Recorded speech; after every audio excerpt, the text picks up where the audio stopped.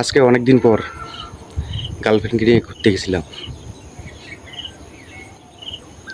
একটা রিক্সা ভাড়া করলাম,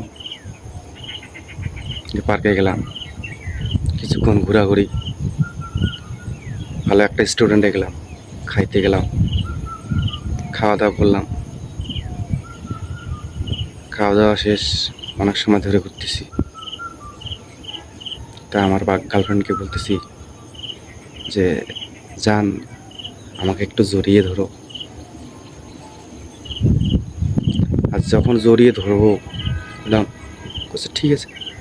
আর যখন জড়িয়ে ধরতে গেছি, মা ডাক দিয়ে দিছে, করি 10টা বেজে গেল, গরুগুলা বান্ধব না।